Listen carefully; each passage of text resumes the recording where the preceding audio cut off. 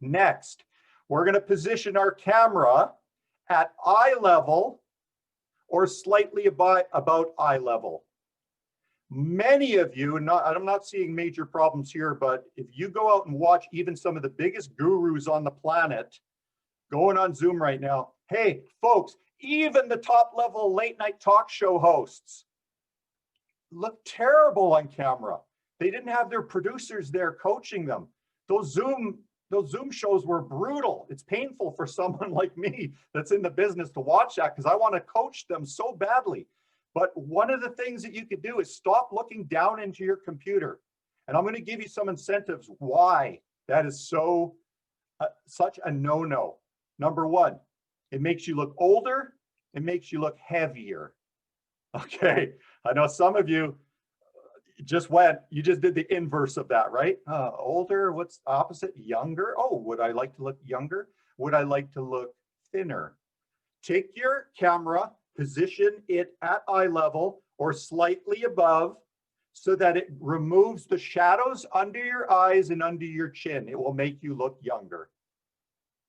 It also puts your camera in the line of sight because we want to be looking into our camera so that we connect with our audience. Now, this is a bit of a challenge, especially for me right now, because I'm wanting to see all of you and your reactions. So I'm actually looking down at my screen, but I have my camera positioned that I only have to look slightly up if I'm on a direct eye contact connection. So right now I have a direct eye contact connection with you. I'm sitting up straight, I'm leaning forward, I'm gesturing to a certain degree to show that I'm excited and passionate about the subject. But I'm also going to occasionally glance down at my screen because I want to maintain contact with your face. I want to see what's going on. So this is a bit of an art. You'll often hear when you take these courses to look directly into the camera, and some people that do it look into the camera the entire time. And I'm going to tell you, if you're up close and you're looking into the camera the entire time, especially if you're not blinking, that's going to look real creepy. Hey, Jason, see? It looks creepy.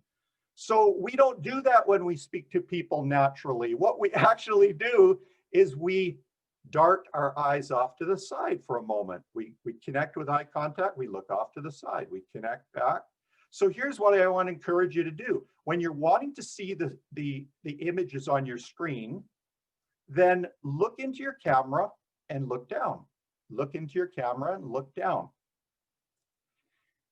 When your eyes are moving on camera, it's a noticeable difference. So if you look off to the side or look down, everybody's going to see that you're not looking at me anymore. There's a big noticeable difference. The way to minimize that is to use a wide angle camera like I'm using and bring yourself further back. So I could now get away with looking at the screen and not looking directly into my camera, and you're still going to feel like I have pretty good eye contact with you. Like I'm doing that right now. I'm looking at my screen. I'm not looking into the camera. Now I'm looking into the camera. You're not going to see a huge difference. But when I'm up close, you will see definitely, watch this. I'm looking into the camera. Watch, I'm looking down at the screen now. You're going to see a disconnect. When I'm looking down at the screen and I'm talking to you, you're not going to have the same level of connection that when I'm looking directly into the camera. Okay, so that's a huge one, folks. That's a huge tip right there. That is a major improvement. If you watch Zoom videos from now on, you're going to see a lot of people making that mistake.